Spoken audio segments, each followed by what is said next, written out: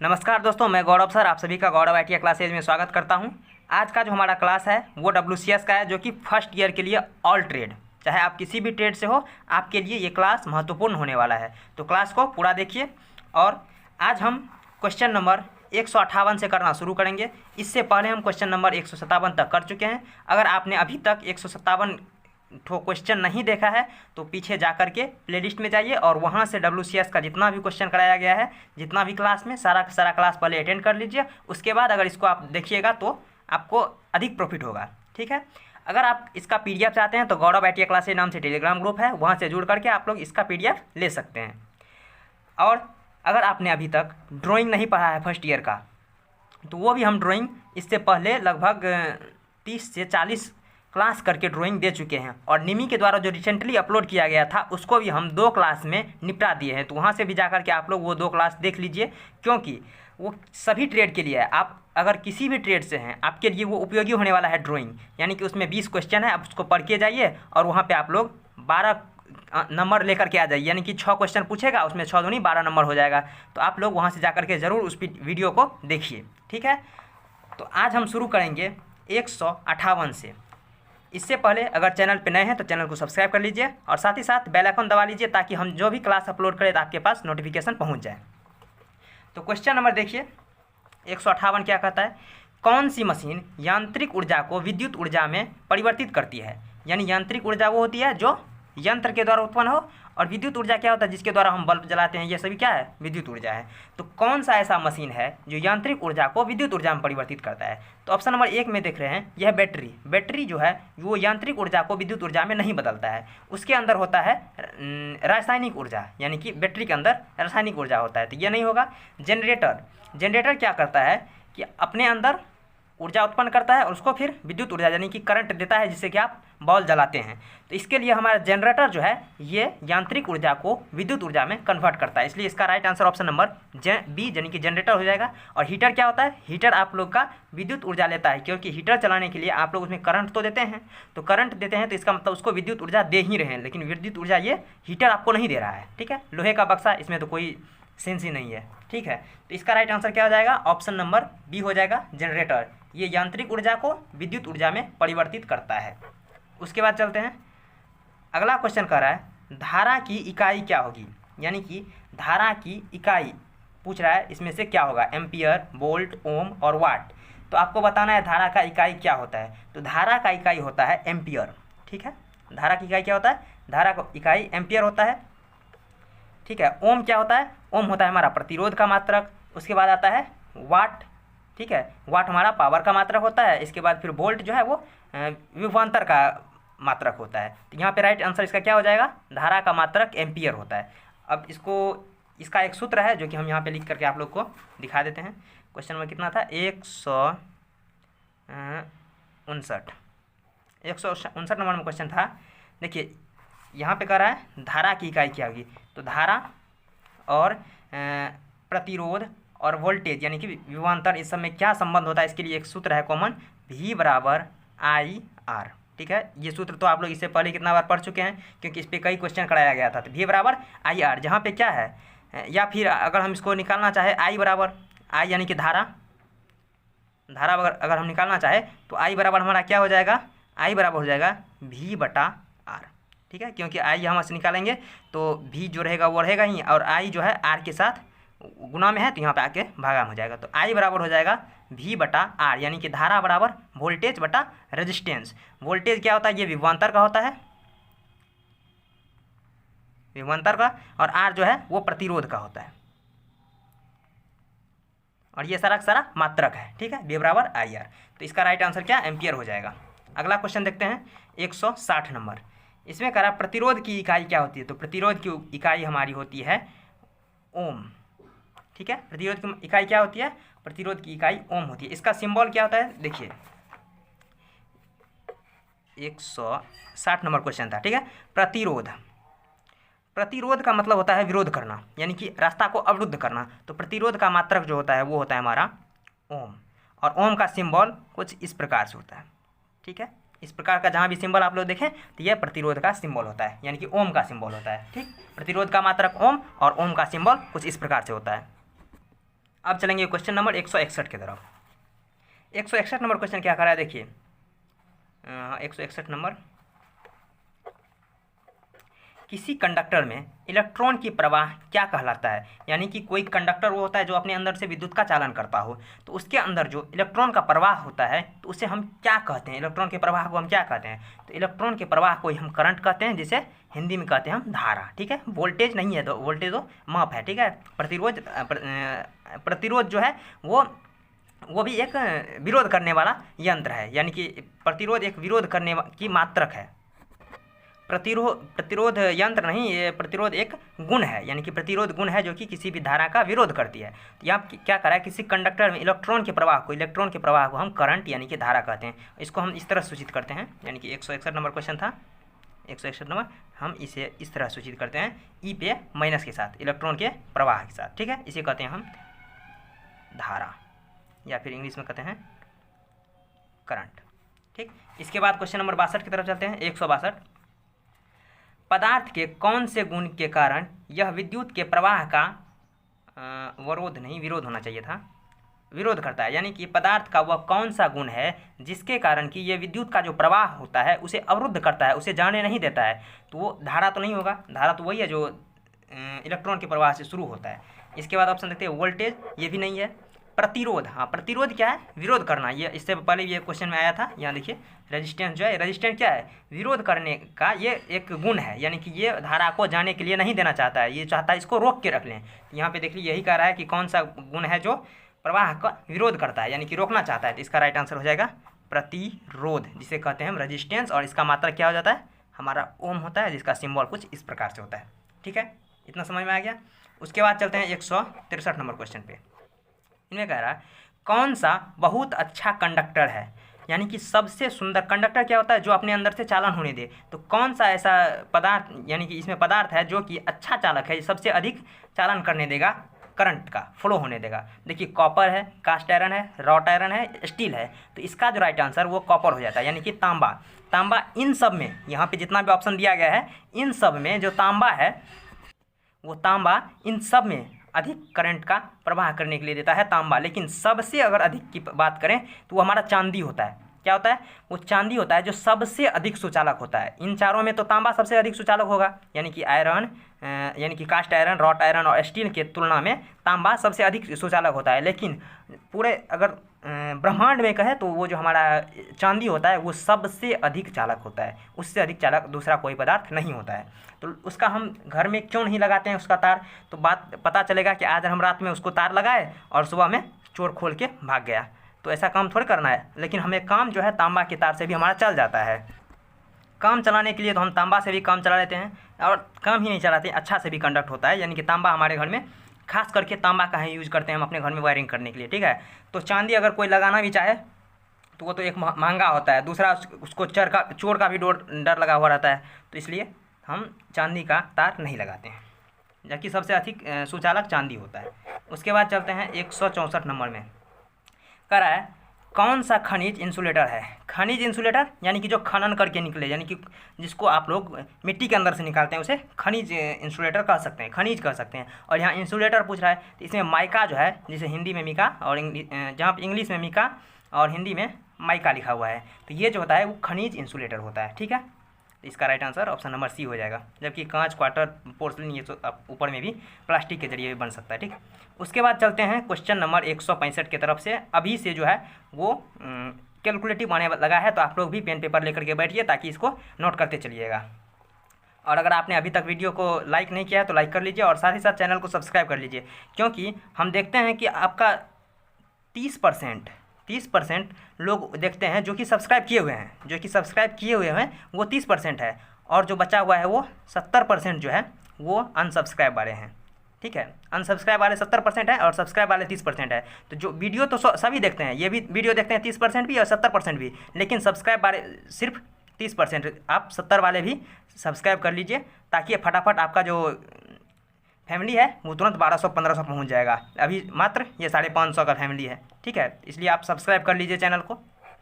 तो question number देखिए, कह रहा है यदि 3 ओम, 9 ओम और 5 ओम के 3 प्रतिरोध सीरीज में जोड़ने पर कुल प्रतिरोध कितना होगा। सीरीज यानी कि श्रेणी क्रम, इंग्लिश में कहते हैं हम सीरीज, हिंदी में कहते हैं उसे हम क्या, श्रेणी, सॉरी हाँ हिंदी में क्या कहते हैं हम उसे, श्रेणी कहते हैं। तो यह श्रेणी क्रम में जोड़ने के लिए कह रहा है। तो हम श्रेणी क्रम और समांतर क्रम दोनों का एक बार सूत्र लिख लेते हैं, ठीक है। क्वेश्चन नंबर कितना था, क्वेश्चन नंबर 165 है, ठीक। तो देखिए हमारा जो है श्रेणी क्रम में प्रतिरोध जो होता है उसको जब हम मापते हैं तो R बराबर होता है R1 plus R2 plus R3, इसी तरह डॉट चलता जाएगा R इन्फिनाइट तक, जहाँ तक आप जाना चाहे जा सकते हैं, ठीक है। तो ये हमारा होता है सीरीज कनेक्शन में, यानी कि श्रेणी क्रम में। उसके बाद आता है हमारा समांतर क्रम,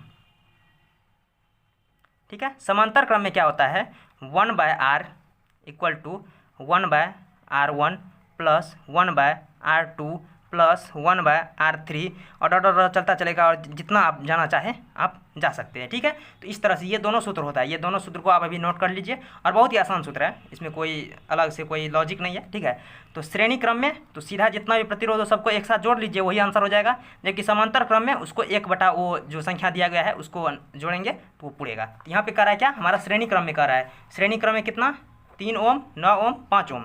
तो हम 3, 9 और 5 को सबको अगर जोड़ के साथ निकाल दे तो वो हो जाएगा, देखिए 9 5 14, 14 3 17, इसका राइट आंसर हो जाएगा 17 ओम। देखिए कैसे, यही इसका सूत्र है।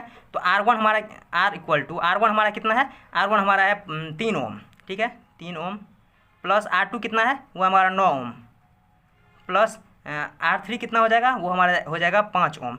इन सबको आप जोड़ लीजिए तो 9 5 14 3 17 ओम इसका राइट आंसर हो जाएगा। तो अगर कहे कहीं श्रेणी क्रम में तो ये सबसे आसान है, आराम से आप अपने मन से जोड़ लीजिए सबको और आंसर पूरा लीजिए। इससे आसान तो और क्या हो सकता है। देखिए अब 166 नंबर क्वेश्चन कह रहा है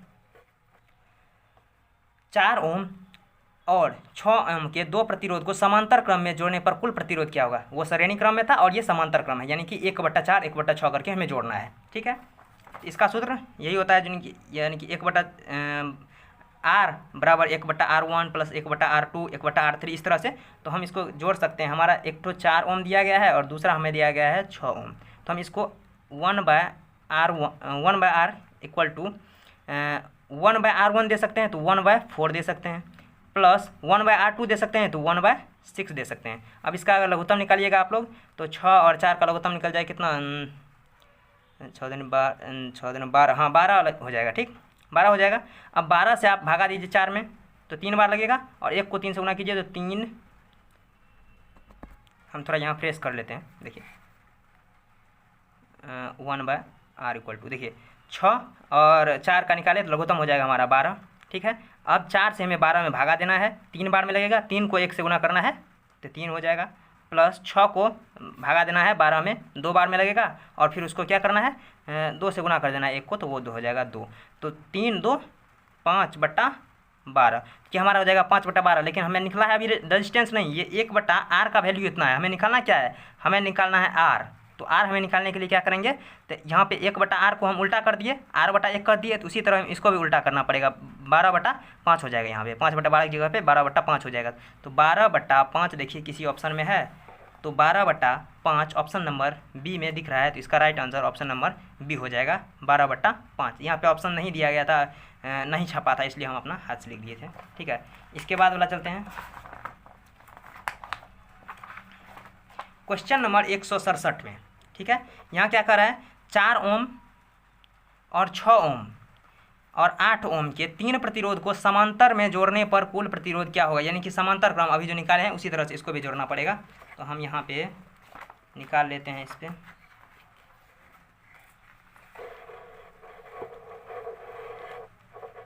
कितना नंबर क्वेश्चन है 167।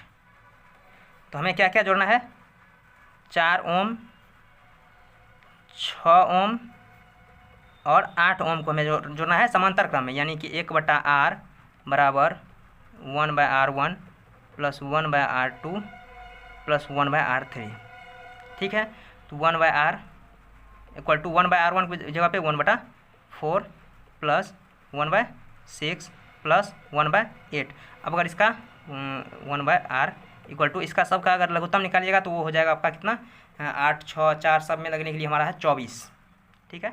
24 है जिसमें से 4 से भी भागा लगेगा, 6 से भी भागा लगेगा और 8 से भी भागा लगेगा। तो यहाँ पे हो जाएगा हमारा क्या 24। तो अब 24 से फिर इसमें हमें भागा देना है कितने, तो 24 से हम अगर 4 में भागा दें तो कितना बार में लगेगा, 8 चौके 32, 4 से 6 चौके 24, 6 बार में लगेगा। और 6 को 1 से गुना करेंगे 6 प्लस 6 से इसको भागा देंगे 4 बार में लगेगा और 104 गुना करेंगे 4। ये तो आपको आता ही होगा भिन्न का जोड़ घटाओ ना, तो वही भिन्न का जोड़ घटाओ, इसमें कोई विशेष और नहीं है अलग से।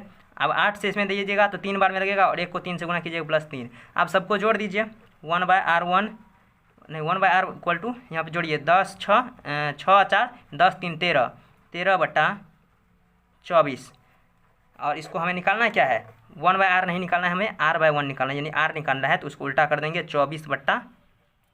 देखते हैं ऑप्शन में कहीं है 24/13, तो यहाँ देखिए ऑप्शन में 24/13 ऑप्शन नंबर सी में है, इसका राइट ऑप्शन नंबर सी हो जाएगा। अगला क्वेश्चन देखते हैं। अगला 168 नंबर का रहा है, क्या सर्किट में ये छोड़ दीजिए, यहाँ पे सर्किट में प्रतिरोधों को सीरीज कनेक्शन में क्या समान होता है। सीरीज कनेक्शन यानी कि श्रेणी क्रम में क्या समान होता है। तो हमारा श्रेणी क्रम में हमारा करंट यानी कि धारा समान होता है। और कैसे समान होता है हम इसको अभी यहाँ पे एक तरह से ड्रॉ करके दिखा देते हैं, ठीक है। इसको हम बगल में रखते हैं और हमारा सामान क्या हो जाएगा, हमारा सामान होता है धारा। देखिए इसका फिगर कुछ इस प्रकार बनेगा। ये क्वेश्चन नंबर कितना है 168। यह कहाँ कर रहा है सीरीज क्रम में। मान लीजिए यहाँ से इस तरह से हम एक बना लेते हैं, यहाँ एक प्लस पॉइंट है और फिर यहाँ से आगे जाएगा और यहाँ एक माइनस पॉइंट है, ठीक है। और ये इस तरह गया और यहाँ एक रेजिस्टेंस, फिर यहाँ रेजिस्टेंस, फिर यहाँ रेजिस्टेंस, इस तरह से हम अधिक यहाँ पे थोड़ा छोटा हो गया, ठीक है। यहाँ जोड़ लेते हैं, ठीक है। इस तरह से हम रेजिस्टेंस बना लिए। यहाँ से हमारा आई जा रहा है, फिर यहाँ गया, यहाँ गया, यहाँ गया और यहाँ पे फिर लौट गया, आई गया। ये हमारा R1 रेजिस्टेंस है, R2 रेजिस्टेंस है, R3 रेजिस्टेंस है, ठीक है। ये हमारा क्या है रेजिस्टेंस है। तो यहाँ पे भी वोल्टेज V1 V2 और V3 हो जाएगा इस तरह से। तो हमारा आई जा रहा है, तो आई देखिए एक ही पथ है जिसमें से हम आई यानी कि करंट को ले जा रहे हैं, तो करंट सभी जगह समान ही जाएगा, ठीक है। आई जो है वो सभी जगह समान ही रहेगा, यहाँ भी समान रहेगा, फिर यहाँ से यहाँ आएगा, फिर यहाँ भी समान रहेगा, फिर यहाँ से यहाँ आएगा, यहाँ से यहाँ आएगा और घूम करके फिर यहाँ आ जाएगा। तो आई हमारा जो है वो समान हो जाएगा। आई समान मतलब धारा समान हो जाएगा, इसलिए इसका राइट क्या था आंसर, इसका राइट आंसर था धारा समान होता है, ठीक है। अब इसी को दिखा रहे हैं हम समांतर क्रम में। समांतर क्रम में हमारा वोल्टेज समान हो जाता है। वो कैसे समान हो जाता है तो हम दिखाने की कोशिश कर रहे हैं। देखिए मान लीजिए ये इस तरह से बक्सा सही से हमारा बन नहीं रहा है, ये प्लस पॉइंट है, ये माइनस पॉइंट है, ठीक है। अब यहाँ से देखिए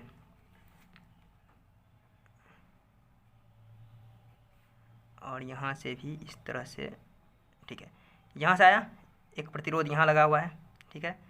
यहाँ से आया एक प्रतिरोध यहाँ लगा हुआ है और फिर यहाँ से आया और एक प्रतिरोध यहाँ लगा है, इस तरह से लगा हुआ है, ठीक है। हमारा यहाँ से आई गुजर रहा है, फिर इसमें भी आएगा आई, इसमें भी आएगा, इसमें भी आएगा, लास्ट में इधर इधर इधर, यानी कि सब घूम करके फिर इधर निकल जाएगा। तो यहाँ पे हो जाएगा R1 R2 R3 और यहाँ पे फिर वोल्टेज रहेगा V1 V2 और V3।